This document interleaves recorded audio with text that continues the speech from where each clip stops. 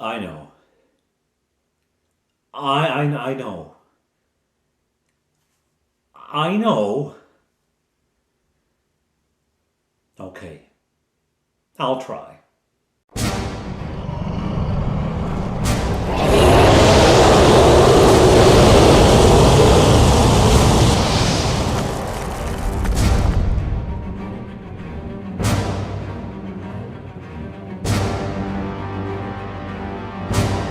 Hello, everyone. I'm Father Aaron. Welcome to the Dungeon Minister. So, yeah, I'm going to try to tell this adventure in one episode. Challenge. For one reason, because 4 episodes is kind of long for a single adventure. For another reason, because this particular adventure was shorter than the Lizard Man lair. So, I ought to be able to do it. Let's try. The heroes are back home in Honeywood after their foray down to the Lizard Man lair. The clerics from Kilmarnock have packed up and left, having finished their work of rooting out and curing all of the lycanthropy in the village. No one who had remained was a lycanthrope who wanted to stay a lycanthrope. At least, that's what they said.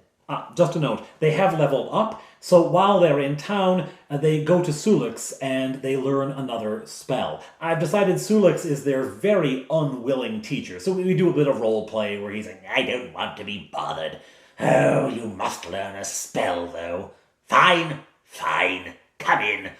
And he teaches them spells. There is a note in BECMI that elves don't really need the spell casting nearly as much as a magic user, obviously, because they can also fight. So, elf spells don't have to be as powerful, and I've given them some pretty powerful ones. I mean, Sleep, Charm Person, Web, those are some high-powered spells, and Magic Missile is always handy. So I decide, you know what, I'm going to draw back the power level for this round of spells, and I give to Bob Johnny Knock, and I give to Fleetwood Wizard Lock, so they can undo each other's work. But I figure those are good utility spells which might come in handy, but which won't overpower the characters. Anyhow, things are still a little on edge, and so the party is looking for any excuse to get out of town, essentially. Well, one comes. The mayor finds them one day at the pub, where he finds them quite often. I kind of wonder what my party does when it's not adventuring. Anyhow, he finds them at the pub and asks them to meet with him. And they go just next door to the town hall. The town hall's right next to the pub. Man, this town's got problems. Anyway, they meet with the mayor. What's going on? What's going on, Mr. Mayor? What's the matter? I hope it is nothing serious. I hope it can be easily dealt with. I do fear, however, that our problems with the werewolves might not be over. Why? What's going on? Some of the shepherds who live in the fields around Honeywood have reported that their sheep have gone missing. Yes, the sheep have run amok, and it takes brave adventurers like our heroes to... I'm stealing ruthlessly from Epic NPC Man. Their sheep are being attacked. Sometimes they vanish entirely, other times the remains are found, bloodied and torn to pieces. There have been wolf tracks spotted around those bloodied bodies.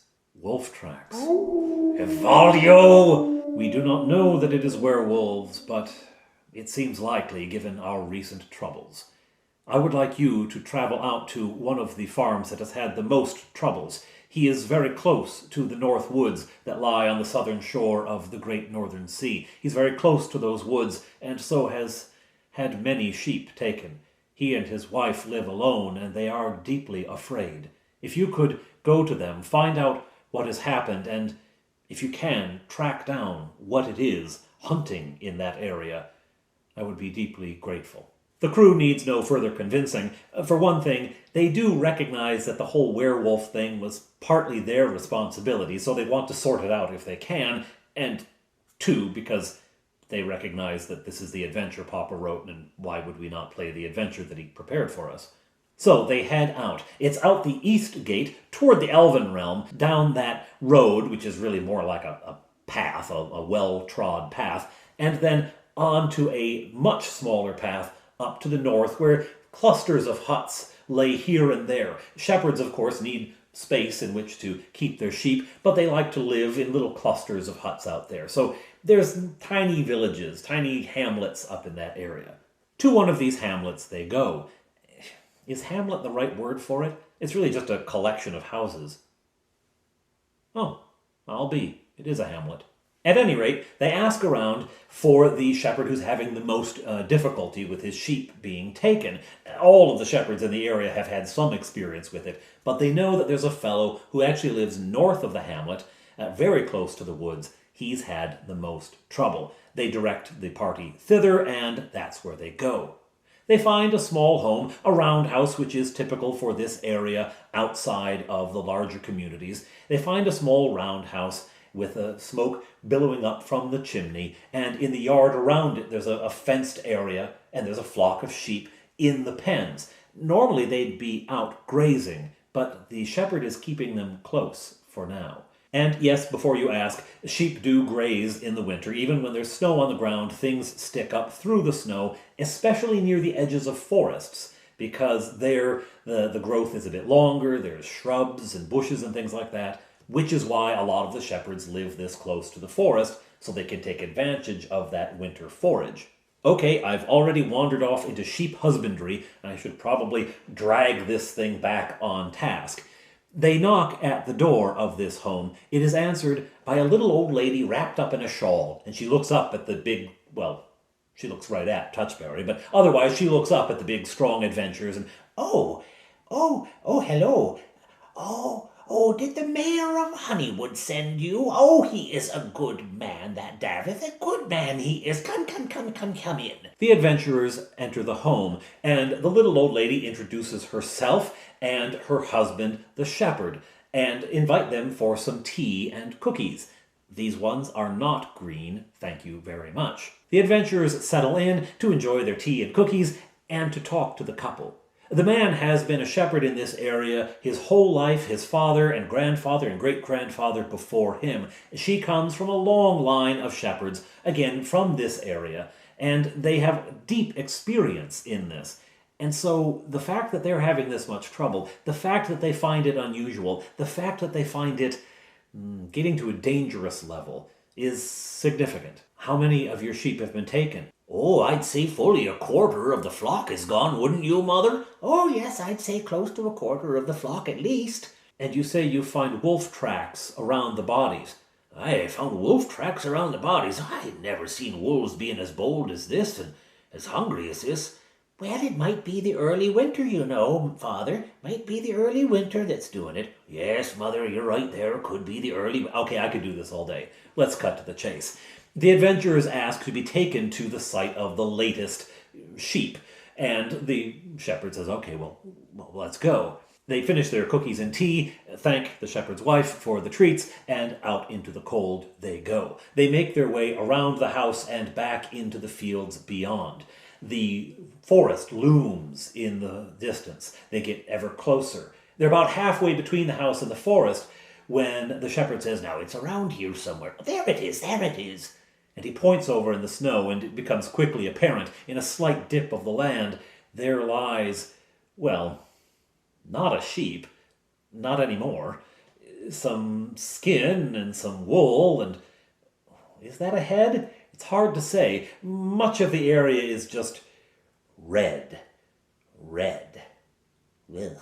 And, importantly, they do find the tracks of wolves circling through the area, in through the red snow, and out again, heading north to those woods.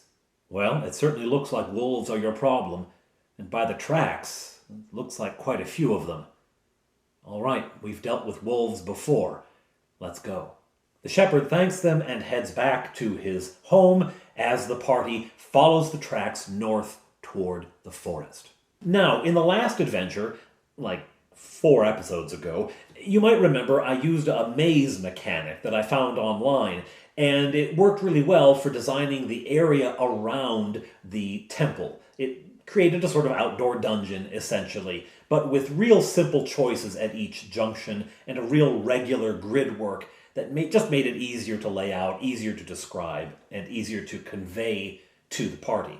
So I liked it so much that time, I used it again here. The party approaches the forest, and the scrub brush here gets thicker and thicker, and eventually saplings and small trees and whatnot begin emerging, and eventually the forest itself. But here in this more open area, the line of tracks of wolves splits in two. And most of them head to the right, but some also head to the left. The party has to decide which way are you going to go. They decide they're going right, and they follow the tracks into the woods, going in under the darkness of the canopy. There are a lot of pine trees here, and so the canopy is still quite thick. They dive in under that canopy and begin following the trail in the forest. Once in the woods, they are presented with a choice, left or right. The trail splits, and wolf tracks go in both directions. They choose to go left. They don't go very far before yet another branching of the trail happens. There's a lot of weaving in and out of the trails here. They elect to go right this time and head north further into the woods. They pass a number of options, but keep going right until the path circles back and comes to the entrance that they had already been at. They can see their own footprints in the snow here. They decide to go in the same way they went the first time, but at the next intersection take the left-hand branch, which they take, and it curves back to the south out of the forest, and that becomes the other side of that earlier Y intersection. So they both essentially led to the same place. So here they found that there's multiple ways in, and the animals are kind of using both of them. All right, now where? Back in they go to the last intersection they were at, and now go north. This is the second time they've gone north, but now they take the first branch to the left that they find as they go. This leads them to yet another intersection, this one going in all four cardinal directions, although the south one is at a bit of an angle. They decide to continue going west, and this is when they stumble upon A goblin camp. They can see in the forest ahead of them that the path opens up into a clearing, and in that clearing are a number of tents, ragged, filthy-looking things, and there's a thin wisp of smoke heading up into the air. They can smell that something has been burning. There's a camp of some sort. Now, they don't know it's goblins at first, but it doesn't take long as they creep closer, and the halfling does this. Touchberry creeps forward because halflings are very hard to spot in the wild. He creeps forward, and he can hear the guttural language of goblins. He doesn't understand it, but he recognizes it from his earlier dealings with goblins, runs back, and reports. The players start talking around the table what they want to do, and then my middle guy, Touchberry, decides, enough talk, let's go, and bolts it back to the west, and the others just kind of have to follow, right? Because Touchberry is on the warpath, full Leroy Jenkins mode, right? He dives into the goblin camp and finds one goblin poking at the fire a little bit, who jumps up, screams, and leaps into battle. Of course, he just sees one halfling, right? So he figures, easy game. Out of the tents emerge more goblins, just as out of the woods emerge more heroes. Battle on. There are 5 tents in this clearing, and once all the goblins emerge, there are 7 of them facing the heroes. The combat is quick and fierce. Touchberry decides, again, he's not going to use weapons. You'll remember in the last adventure, he got into his head to start tackling creatures bodily, no weapons, just grabbing them around the legs. Well, he decides to do that again. He's more evenly matched against a goblin than he ever would be against a lizard man, so when he makes the attack, it's just a simple attack roll. Boom, he hits, down he goes on top of a goblin. Stabby, stabby, stabby. Bob Johnny unleashes a magic missile to hit one of the goblins, and Faux Fire starts shooting with her bow, and actually connects. I'm hoping she's exercising some demons here. Boy, I hope she's exercising some demons. At any rate, it all goes relatively well. There's about 3 goblins left when those 3 decide to turn tail and run. One of them heads north, the others head south. Touchberry pursues the one to the north until it outpaces him and gets lost in the woods, and Touchberry has to come back, having lost his quarry. The rest of the party decides better to head south, get those 2, and we'll manage the solo guy, later. Okay, fine. South they go. This path goes straight south to another clearing, where there stand 2 more tents. Another smallish one like the 5 they saw up in the first clearing, and a large one, much fancier, with a black banner hanging from its peak. Standing in front of this tent is an assortment of goblins, 8 of them to be precise. There's one big, powerful-looking goblin, he's clearly the chief, and a couple of big bruisers with him, his bodyguards. The 2 that had run from the north are here, looking a bit battered, a bit scared, as well as an additional 3 standing there with various weapons, ready to intercept these intruders. With a cry from the chief goblin, they attack. Unfortunately for the goblins, they lose initiative. The adventurers hit, and they hit hard, and the chief goblin's actually one of the first ones to go down because Faux Fire has found her groove with the arrows and right into him. It takes more than 1 arrow, he's got quite a few hit points, but eventually they're almost all taken care of, save for one who tries to boot it. Running out, there's another passage that heads out to the northeast. He's about halfway there when he's tackled by Touchberry. Poof! Down they go, rolling around in the snow, Touchberry pounding on him with his little fists. Okay. He eventually gives up. The adventurers haul him to his feet, slam him against a tree, and tie him there, very tightly. All right, what are you doing here? You goblins don't live in this area. What are you doing down in the kingdom? What are you doing in this area? Won't talk, won't say. No, not gonna talk. He figures he's dead anyway. He assumes that these elves especially are just going to cut his throat, so why say anything? There's no saving his own life. But as a matter of fact, they don't kill him. They say, fine, just stay here. We've got another goblin to find. Maybe your friend will talk. He looks a little worried at this, but he's tied to a tree. He can't do anything. So the adventurers go back out through the camp that they had first stumbled on and further north. As they go, they come to a small clearing, a more of an intersection, really kind of wide spot in the path where the paths diverge, and from the north trots down a wolf. It stops and looks at them and keeps trotting off to the east. I say, what do you want to do? They say, let's just follow the goblin's tracks. And there are indeed discernible tracks here and there through the muddy snow. Okay, they keep following them. They follow up to the north, which curves around to the east. Here, for whatever reason, Touchberry decides to go off-roading. He decides he's not going to follow the path anymore. Again, he's 9, and he's being a little silly, So he plunges into the woods. All right, I'll roll a dice to see if you can find your way to anything other than just, lost in the woods. So I roll a dice, and indeed he will eventually come through if he just keeps in the same direction, and the dice roll says he'll be able to maintain the same direction. He'll eventually break through to the path again. Not, however, before the other 3, following the path and following the tracks, curve around and find the goblin cowering in a corner of this clearing. They grab him, he surrenders, they grab him, and they also tie him to a tree. They're doing up the last knot when Touchberry emerges from the woods behind them, covered in burrs and things like that, and sticks in his hair and stuff like that. Okay, welcome back. Look, we've got another prisoner. What are you doing here? Why was your goblin party this far south? You don't live in this area. Orders. Whose orders?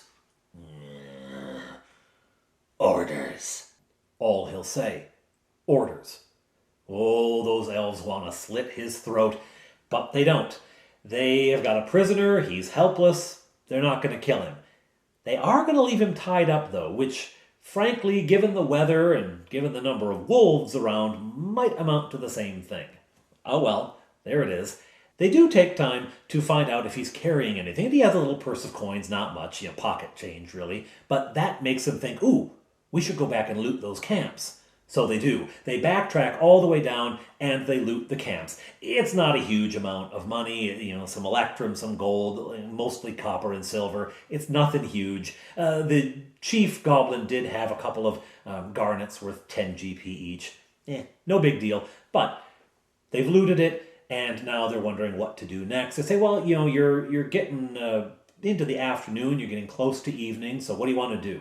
Well, let's do a little more exploring, and then we'll find a place to make camp. Okay, where are you going to go? They decide to go back to the intersection where the wolf passed through and follow to see where it was headed. So that way they go, following its tracks. Those tracks, though, although they are fresh and easier to discern, eventually get lost in the general muddle of wolf footprints. The wolves clearly go all over this area, though they didn't seem to see many wolf footprints toward the camp area. The goblins seem to have been keeping them at bay recently, but here there's quite a few. They follow the path, crossing through an intersection which they reckon heads back to another place they've already been, and they come to a small clearing. In the midst of this clearing, there stands a statue, a crude statue, cobbled together out of sticks and rough stones, uncut stones. This isn't a work of art or anything. It's almost a work of violence in a way. This crude statue stacked here with a leering face painted on it, huge yellow eyes and a huge crooked red mouth. In front of the statue is a flat rock, on which is written in the common tongue, in an untidy scrawl, the word scram. Scram. The goblins have put up a warning. Get out.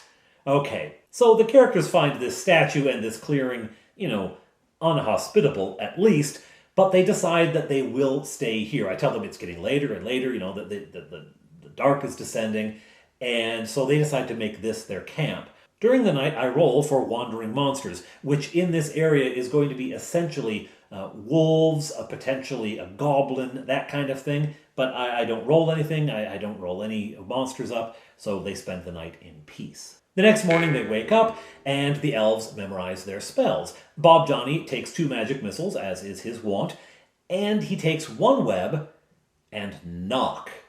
I mean, it's a new spell. He's just gotten it, but really think that's going to be useful out here? Oh well, that's what he takes. Fleetwood goes with perhaps a more standard group of spells, light and sleep and web and ESP.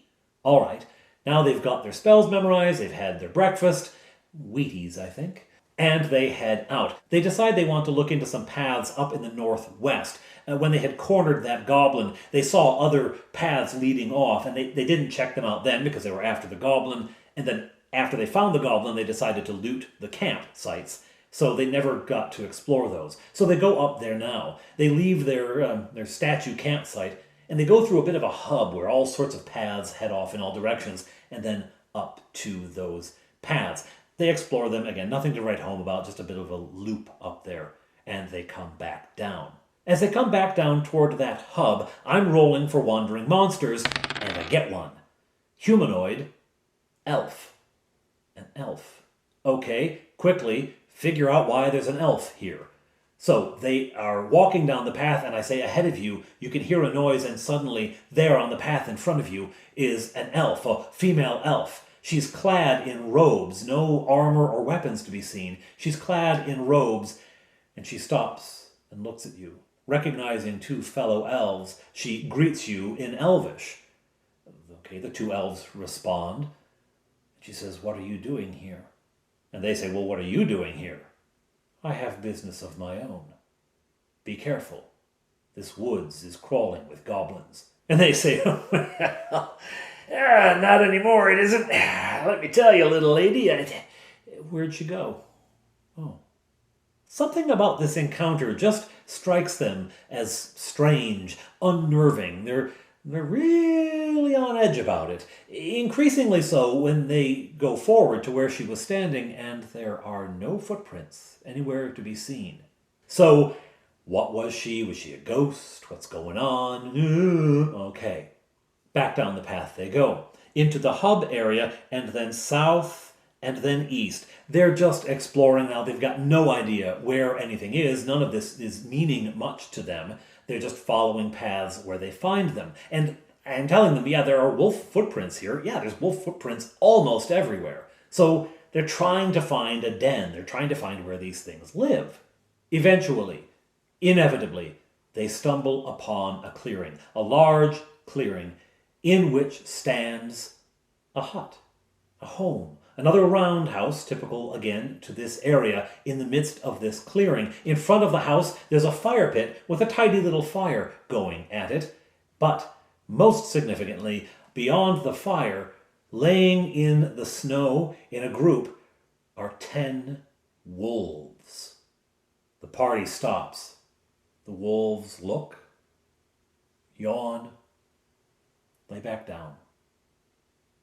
Okay, this is creepy. They go a little further. One of the wolves stands up and stretches, the way a dog does when it, sees someone but isn't freaked out about it, right? And the wolf looks and eyes them. They eye the wolf back. They take another step. The wolf trots forward a bit, sniffing.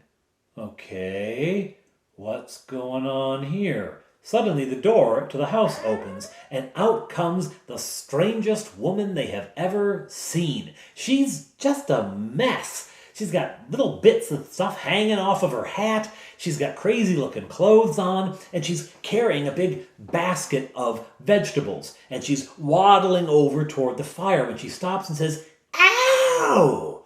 Hello? Who are you now? Oh, fancy me asking you that. You're not going to tell a strange old woman in the woods, are you? I see you met my puppies. I see you met my puppies." And she smiles at them with a mouthful of green teeth. Ugh, she's been eating Rupert's cookies. Yeah. Yeah.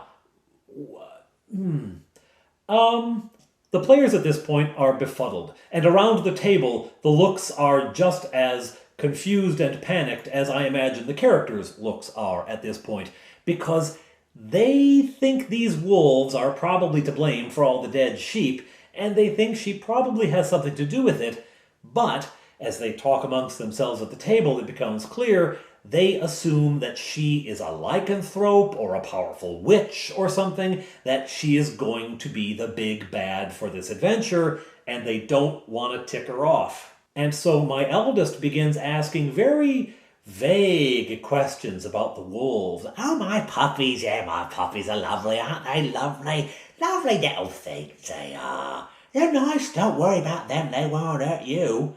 "Oh, they wouldn't hurt us. Don't they go hunting?" "Oh, yeah, they hunt mostly rabbits and groundhogs and things like that. Never humans. They wouldn't hurt a human." "Oh, how about a sheep?" "A sheep? Oh, bless you. No, they wouldn't hunt a sheep. They'd never hurt a sheep." And now they're thinking, well, we've seen their footprints go right through the blood of some slain sheep, so I think they actually would hunt a sheep. Now, they never ask the question. They never press it. They never follow this up.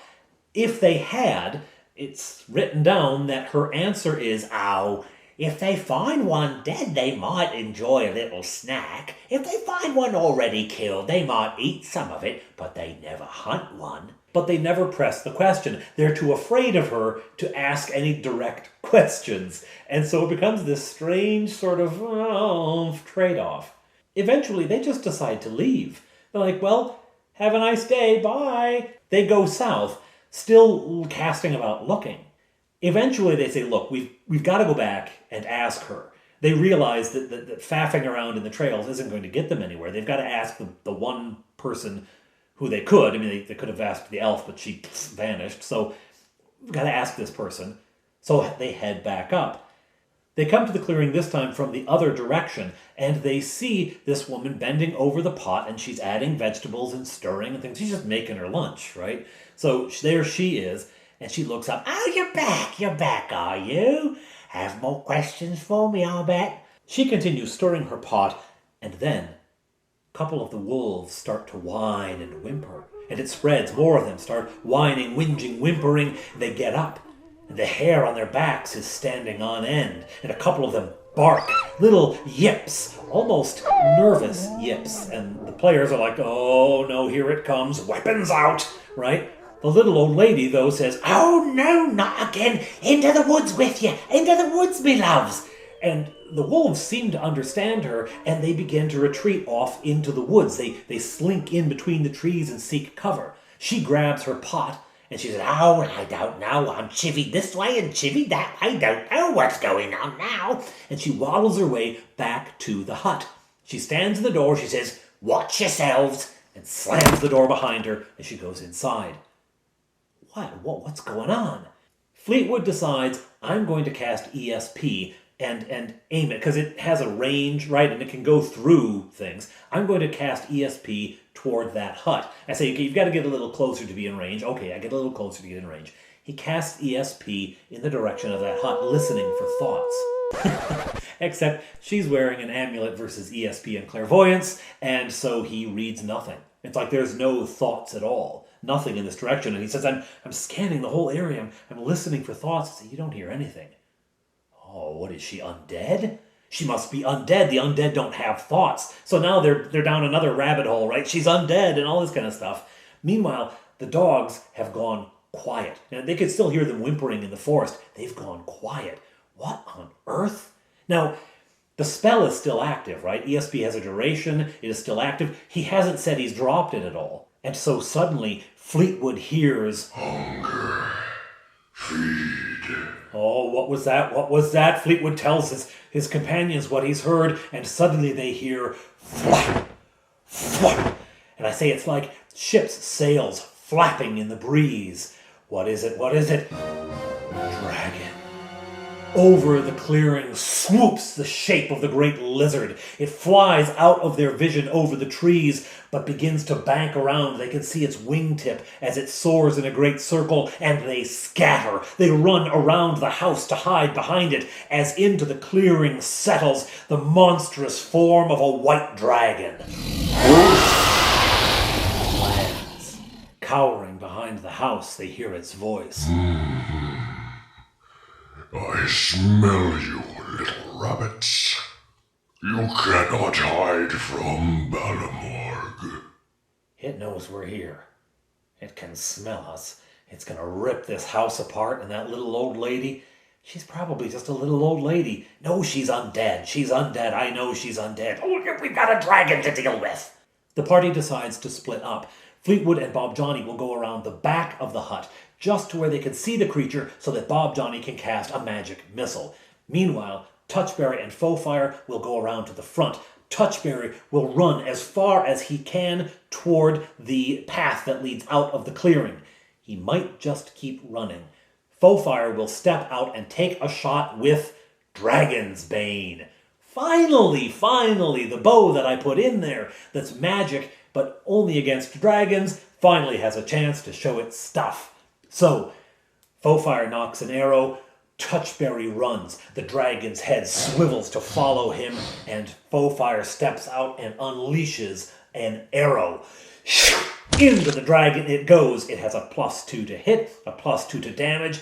The dragon bounds in rage and swerves about looking for who has shot it. Spotting Fowfire, it unleashes its breath weapon. Fowfire fortunately makes her save, taking half damage from the beast. It brings her down to 8 hit points and throws her back into the forest. The other players are like, stay there, just stay there, do not come back out. Shoot arrows from there if you have to.